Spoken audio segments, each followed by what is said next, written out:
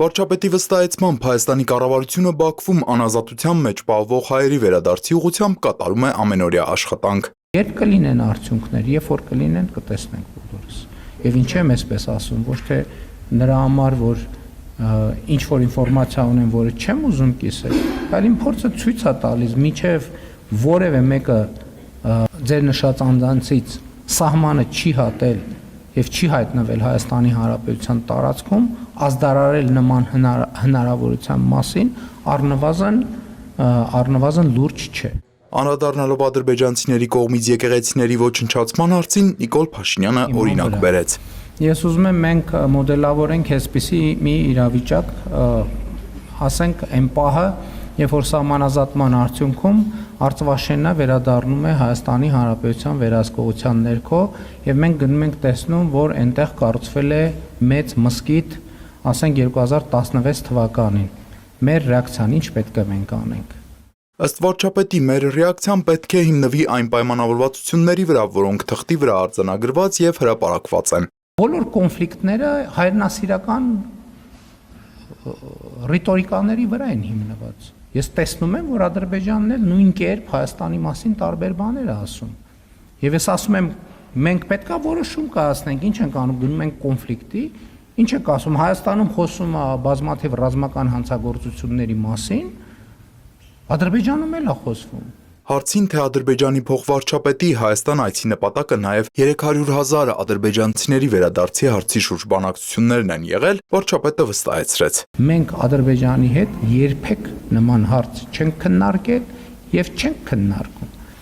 Նրա խոսքով Հայաստանն Ադրբեջանի հետ չի քննարկում նաև Ղարաբաղի հայերի վերադարձի հարց, Բաքվի հայերի վերադարձի հարց եւ մնացած տեղերի հայերի վերադարձի հարց։ Որովհետեւ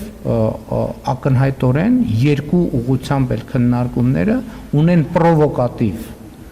ազդեցություն ընթացիկ քաղաքական իրավիճակի վրա եւ մեկը մյուսին կարող են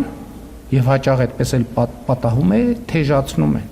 Նիկոլ Փաշինյանը վերահաստատեց առաջին տիկին Աննա Հակոբյանի այն միտքը, ըստ որի Իմ քայլը հիմնադրամը չպետք է կապել կառավարության կամ իշխող կուսակցության հետ։ Իմ քայլը հիմնադրամի գործունեությունը ընդհանրապես որևէ կապ չունի քաղաքացիական պայմանագիր կուսակցության եւ ընդհանրապես քաղաքականության հետ։ Պարոն վարչապետ, օրեր առաջ հեղուկ գազի շուրջ խնդիրներ էին առաջացել եւ մինչ օրս վարորդները մտահոգված են,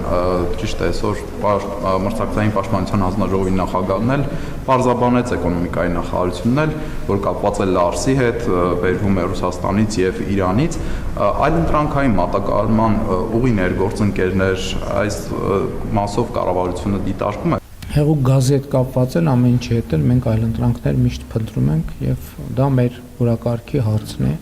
միշտ եղել է եւ շարունակելու է մնալ։ Արդյոք Ռուսաստանի կողմից ջերմուկ հանքային ջրի մեծ խմբականակի ներկրման արգելքն ունի քաղաքական կամ ընտրական գործընթացների հետ կապված ենթատեքստ, թե սա զուտ տեխնիկական եւ սանիտարական վերահսկողության հարց է։ Ժամանակ առ ժամանակ այդ հարցերը ծագում են եւ լուծվում են եւ համոզված եմ, որ հերթական անգամ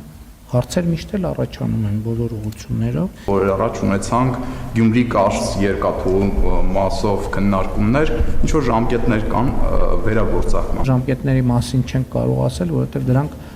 կախված են ամենատարբեր գործոններից, ներառյալ տեխնիկական իմիջիայլոց, որովհետև երբ որ աշխատում ենք, այդ թվում կամուրջների վիճակի հետ կապված հետազոտություններ են արվում եւ այլն եւ հանգամանքներ են պարզվում, որը ավելի վաղ հնարավոր չէր պարզել, որովհետեւ պետք էր հենց տեղում օբյեկտի վրա կամ գետնի վրա հետազոտություն անել, ինչ որ տեղեկատվություն լրացուցիչ ունենալու համար։ Նիկոլ Փաշինյանը նաև հայտարարեց, որ հատկապես նախընտրական շրջանում, եթե իր մասնակցությամբ որևէ միջոցառման որևէ պետական պաշտոնյա օգտագործի վարչական ռեսուրս, ապա առանց քննարկման այդ պաշտոնյային աշխատանքից կհեռացնի։ Որտեղ կլինի փաստ, կլինի հետևանք։ Եվ էլ եմ ասում երկու կողմից կլինի վարչական ռեսուրս օգտագործել մարդկանց տանելու համար եւ վարչական ռեսուրս օգտագործել մարդկանց արգելելու համար։ Երկու դեպքում էլ կլինի հետևանք։ Հետևանքներ լինելու են, քանի որ վարչապետի խոսքով Հայաստանի Հանրապետությունը ազատ եւ ժողովրդավարական պետություն է։ Տիգրան Հովակիմյան, Լևոն Խաչատրյան, Հորիզոն։